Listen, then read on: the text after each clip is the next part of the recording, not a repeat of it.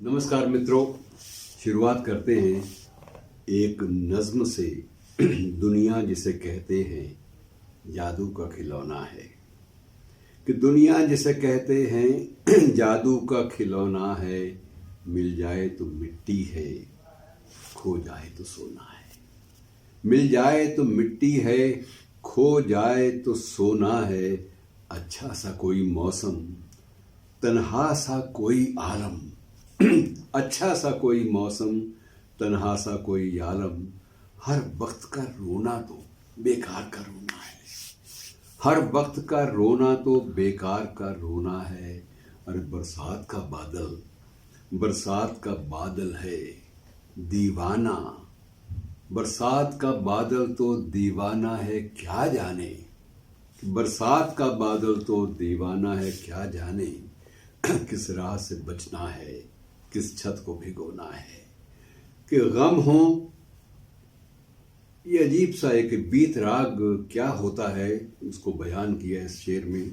कि गम हो कि खुशी, दोनों कुछ देर के साथी हैं। गम हो कि खुशी, दोनों कुछ देर के साथी हैं। फिर रास्ता ही रास्ता है, न हंसना है न रोना है। फिर रास्ता ही रास्ता है, न हंसना है न रोना है। ये वक्त जो तेरा है, ये वक्त जो तेरा है, ये वक्त जो मेरा है। हर गाम पे पहरा है, फिर भी इसे खोना है। हर गाम पे पहरा है, फिर भी इसे खोना है। आवारा मिजाजी ने फैला दिया आंगन को। आवारा मिजाजी ने फैला दिया आंगन को। आकाश की चादर है, धरती का बिछौना है। आकाश की चादर है, धरती का बिछौना है। कि दुनिया जिसे कहते हैं जादू का खिलौना है। मिल जाए तो मिट्टी है, खो जाए तो सोना है। मित्रों, ये नज्म, आप इसे गज़ल भी कह सकते हैं, अपने आप में लगता है कि इसमें गज़ल के जाविये से बिल्कुल कोई कमी दिखती नहीं है। और ये जो जिस शख्स की ये नज्म है, वो शख्स इस पूरे के पूरे भारतीय उपमहाद्वीप के पटल पर लंबे अरसे तक छाया रहा, और नाम है निदा फाजली। निदा फाजली को समझना मित्रों इतना आसान नहीं और इतना मुश्किल भी नहीं है।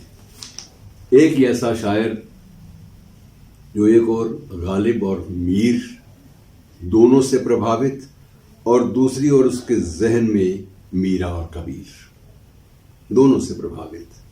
और वो खुद एक बार यहाँ पर आए तो मुलाकात के वक्त उन्होंने बताया कि मैं एक बार गुजर रहा था पारसौली बताया उन्होंने, या फिर सीही बताया, मुझे पूरी तरह याद नहीं है। गुजर रहा था कि एक स्थान पर मैंने सूर्य की प्रतिमा देखी, और उस प्रतिमा के सामने एक नाबीना व्यक्ति हारमोनियम पर एक राग छेड़कर गीत गा रहा था, सूर का एक पद गा रहा था। और मुझे पहली बार लगा कि पद जो है सबसे बढ़िया शैली है, और वो पद के जो बोल थे वो भ्रमर गीत में से लिए गए थे। क्यों धो मन नाही 10-20, क्यों धो मन नाही 10-20, एक हो तो सो गयो श्याम संग, को आराधे ईस। तुम्हारे ईश्वर को अब कहाँ आराधे, गया जो मन में था वो तो ले गया कृष्ण। अब भी कहते हैं जब ये पद मुझे सुनने को मिला तो उसके बाद मेरे मन में आया कि नहीं, इससे बढ़िया कविता, इससे बढ़िया पदावली क्या हो सकती है। और मैंने उस दिन के बाद निरंतर दोहे, पदावली, गज़ल, नज्म, इन चारों को एक ही सूत्र में पिरो दिया। और 1900, इनका जन्म जो है वो 1938 में हुआ था। हमसे विदा हुए 2016 में, इसी दिन फरवरी का दिन था। और बड़ी तकलीफ दे इसलिए बात थी कि जब निदा फाजली गए तो उसके बाद गिने चुने 1-2 नाम रह गए, जिनके बूते पर समसामयिक उर्दू अदब और साथ साथ दोहों की जो एक शैली है, दोहा शैली, उसके अलंबरदार 2-1 पद थे, 2-1 लोग थे। 2-1 लोगों में से अब एक चला जाए तो उसके बाद दूसरे की तलाश शुरू हो जाती है। तो ये बड़ा एक मुश्किल वक्त था। लेकिन बहरहाल निदा फाजली अपने वक्त में बहुत कुछ दे गए और उनकी ज़िंदगी का सबसे बड़ा दुख ये था कि आज़ादी के लगभग 18 साल के बाद 1965 में किसी वजह से उनके पिता और उनकी माँ दोनों ही पाकिस्तान चले गए। उनको एक बात इस बात से ठेस तो पहुंची कि ये परिवार के सारे लोग एकदम से इनका कैसे रवैया बदल गया और ये क्यों चले गए। इस बात का जवाब कोई तसल्ली बख्शू ने ना अपने आप से मिला ना जाने वालों से मिला, लेकिन मन में एक टीस जो है वो लगातार उन्हें सालती रही। उन्होंने ये फैसला कर लिया कि मैं कहीं नहीं जाऊंगा।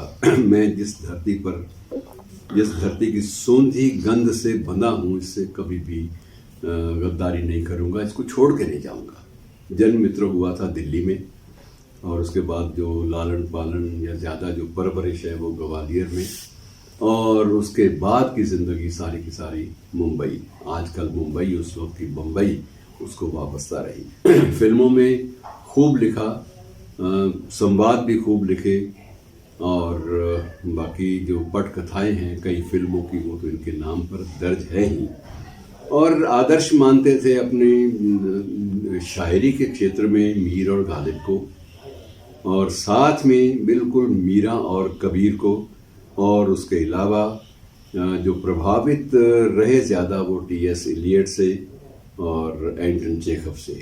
ये अलग अलग उनके जाविये हैं। अगर उनको पढ़ना हो निदा फाजली को तो इन 6 साहित्यकारों के माध्यम से बेहतर जाना जा सकता है।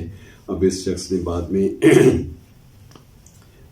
धर्मयुग में नियमित रूप से लिखना शुरू किया। धर्मयुग के बाद इनका नियमित रूप से लेखन जो है वो ब्लिट्स में भी चलता रहा, और शायरी की जो शैली थी, कविता की जो शैली थी, नज़्मों की जो शैली, गज़लों की जो शैली, वो इनके गद्य के लेखों पर भी हावी रही। वहाँ भी उनको जो शब्द थे वो वही के वही इस्तेमाल करते थे जो शायरी में, जो गज़लों में, जो नज़्मों में, और जो दोहों के बीच में इन्होंने किए। तो दोहा शैली इनकी विशेष रूप से इनको प्रिय भी थी बहुत ज़्यादा, क्योंकि उसमें ये मानते थे कि उसमें पूरी गज़ल में तो एक पूरा का पूरा एक, हालांकि उसका हर शेर अपने आप में एक स्वतंत्र कथा कहता है गज़ल का, लेकिन इनका ये भी था कि दोहे में ये भी समस्या ख़त्म हो जाती है कि इसमें गज़ल में 5 या 6 या 7 शेर देने पड़ते हैं। इसमें कोई समस्या नहीं है। एक दोहा 2 पंक्तियों को, उसमें सारी बात एक ही बार निपटानी होती है और एक ही बार कहनी होती है। तो ये मुश्किल भी है और ये बेहद आसान भी है, सहज भी है। तो इस प्रकार से इनकी बहुत सारी चीज़ें लोकप्रिय अपने अपने वक्त में रही हैं मित्रों। और जो सबसे जो इनकी मानी जाती है कि ये भी एक बड़ी लोकप्रिय रही है कि कुछ लोग यूं ही शहर में हमसे भी खफा हैं, कुछ लोग यूं ही शहर में हमसे भी खफा हैं, हर एक से अपनी भी तबीयत नहीं मिलती, हर एक से अपनी भी तबीयत नहीं मिलती। और मित्रों, जब उनको भारत पाक जो ये संबंध है इन पे तकलीफ होती थी तो उस वक्त भी वो बातें कहते थे। तकलीफ सिर्फ इसी बात से कि मेरा पूरा परिवार, जन्म देने वाले माँ बाप भी इस मुल्क से चले गए, उस मुल्क में जाके बस गए। इनके लिए फैसला करना मुश्किल था कि मैं मातृभूमि किसको कहूँ, लेकिन उन्होंने यही चुना कि मेरी मातृभूमि वही है जिसने मुझे पनाह दी और जिसकी मिट्टी की सूंधी गंध से मैं पला हुआ हूँ। और इसलिए इनकी जो गज़ल जो बहुत ही लोकप्रिय भी रही कि एक दरख्त ऐसा, उसके कुछ एक शेर तो अमर ही हो गए, बार बार दोहराए गए कि एक दरख्त ऐसा मोहब्बत का लगाया जाए, कि एक दरख्त ऐसा मोहब्बत का लगाया जाए जिसका हमसाये के आंगन में भी साया जाए। और घर से मस्जिद है बहुत दूर, कि घर से मस्जिद है बहुत दूर, चलो यूं कर ले किसी रोते हुए बच्चे को हंसाया जाए। अब इससे खूबसूरत बात गंगा जमनी तहजीब में शायद किसी ने नहीं कही होगी। मुझे लगता है कि ये मुश्किल है कि किसी इतनी अच्छी ढंग से बात को, इतने अच्छे ढंग से एहसास को ज़ुबान दी हो, शब्द दिए हों। तो मित्रों, ऐसे महान शायर को उसकी पुण्यतिथि पर याद कर लेना अच्छा लगता है। इसी बहाने से बहुत सारी खूबसूरत बातें हो जाती हैं जो दिल से नफ़रत को भी दूर करती हैं और जो सही मानों में जीने का मानी खेज सलीका भी दिखाती है। शुक्रिया।